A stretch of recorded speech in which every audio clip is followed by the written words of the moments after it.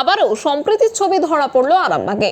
এবার বৃদ্ধা মহিলা সৎকারে এগিয়ে এলেন মুসলিম সম্প্রদায়ের মানুষজন। জানা গেছে, আরামবাগে তিরোল পঞ্চায়েতের কীর্তিচন্দ্রপুরের বাসিন্দা মৃত বৃদ্ধা সন্ধ্যা তেলির বয়স আনুমানিক ৬৭ বছর। বেশ কয়েকদিন আগে তিনি শারীরিক অসুস্থতা নিয়ে আরামবাগ মেডিকেল কলেজ ও হাসপাতালে ভর্তি ছিলেন। পরবর্তীতে তিনি সুস্থ হয়ে বাড়ি ফেরেন। আজ তার মৃত্যু হয়। জানা গেছে, ওই বৃদ্ধার পরিবারের আর্থিক অবস্থা সেরকম ভালো নয়, তাই অর্থের অভাবে সৎকারের কাজ করতে পারছিলেন না পরিবারের লোকজন। সে কথা তার প্রতিবেশী মুসলমান ধর্মাবলম্বী মানুষজন জানতে পেরে একটি ক্লাবকে সঙ্গে করে আরামবাগ পাড়ের ঘাটের শ্মশানে আজ তার সৎকার সম্পন্ন করে। এই বিষয়ে আরো কি জানা যাচ্ছে দেখুন বিস্তারিত 24 আওয়ার্স আরামবাগের রিপোর্ট।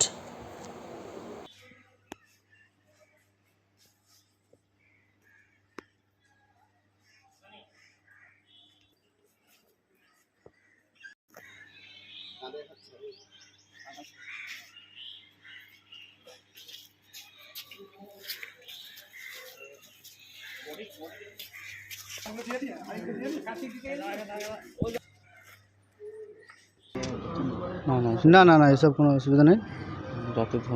আমার জাতি ধর্ম নির্বিশেষে এটা আমাদের পাশাপাশি আছি, আমাদেরকে তো এটাই করতে হবে।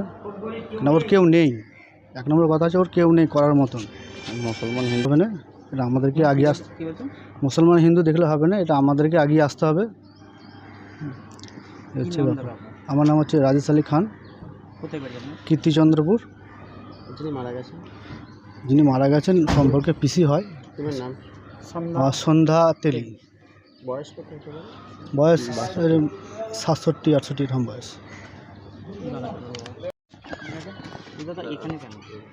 দেখুন, একটি গ্রামের আমার ভদ্রমহিলা সন্ধ্যা তেলি নাম, তার একমাত্র ছেলে একমাত্র মেয়ে খেপা, ছেলে হচ্ছে হ্যান্ডিক্যাপ, ভিক করে খায়। ও লোকের বাড়িতে ঝিয়ের কাজ করত। গত ইংরাজির 8 তারিখে আরামবাগ মেডিকেল কলেজে ভর্তি হয় এবং নিজের বোনের বাড়ি 6 নম্বর ওয়ার্ডে থাকে। ছুটি হওয়ার পরে আজ ভোরবেলায় সে শেষ নিঃশ্বাস ত্যাগ করে। ওই জ্বর টরের মতো হয়েছিল। তেমতো অবস্থায় ওকে শ্মশানে সৎ কাজ করবে এবং গাড়ি করে নিয়ে আসবে, সেটুকু টাকা নেই। আমার গ্রামের ছেলেরা সোনার বাংলা ক্লাব আছে, সেই ক্লাবের খবরটা পৌঁছায়। তারা তৎক্ষণাৎ সম্পাদক শেখ এশরাফুল ইসলাম, সুশান্ত বাউরি থেকে রবিন থেকে শুরু করে আমাকে খবর দেয়। আমি তৎক্ষণাৎ ওদের হেল্পে আমি শ্মশানচুল্লিতে নিয়ে এসে পৌঁছেছি। ওনার বাড়ি নৈশরায়, এই দিন কত কীর্তিচন্দ্রপুরে। ওই কিছুদিন আগে 6 নম্বর ওয়ার্ডে নিজের বোনের বাড়িতে ছিল। আমরা সন্ধ্যা তেলি। বাড়িতে একমাত্র হ্যান্ডিক্যাপ ছেলে খেপা, মেয়ে বিবাহিত মেয়ে, ছেলে বিয়ে করেনি। মেয়েও কিছুদিন আগে সোশ্যাল মিডিয়ায় দেখেছেন যে সেলফি তুলতে যে রেল ব্রিজের কাছে অ্যাক্সিডেন্টে মারা গিয়েছিল। আপনাদের প্রেসের মাধ্যমেই আরজি করে ভর্তি ছিল। আরজি কর থেকে আমরা নিজে পোস্টমর্টম করে নিয়ে এসে এখানেই সৎ কাজ করেছিলাম। এটা 1 বছর দেড়েক আগে। মেয়ের ছেলে। আপনারা কি নিজেরাই ক্লাবের উদ্যোগে, সমস্তটাই ক্লাবের উদ্যোগ। দেখতে পাচ্ছেন আপনারা, এই যে জামাই, উনি কিছুই জানেন না। ওনাকে বাড়ি থেকে কে ভর্তি করেছিল? বাড়ি থেকে ওই খেপি ভর্তি করেছিল, ক্লাব ভর্তি করেছিল। আমার নাম মিস চঞ্চল। এইখানে আমাদের পাশের বাড়ির একজন মারা গেছে, তার সৎ কাজ করার মতো কেউ নেই। তার জন্য আমরা এগিয়ে এসেছি। এখানে জাতি ধর্ম দেখলে হবে না, ও মানুষ আমরাও মানুষ, সম্প্রদায় এখানে কোনো ম্যাটার করে না। এখানে সবাইকে আগিয়ে না এলে করবেটা কি, তার কেউ নেই। আমাদের কীর্তিচন্দ্রপুর গ্রামের সোনার বাংলা যুব সংঘর আমি একটা কর্মী, আরও আমাদের আছে, আমাদের সেক্রেটারি, সে ওখানে যে পেপার রেডি করতে গেছে, তার নেতৃত্বে আমরা এখানে এসেছি।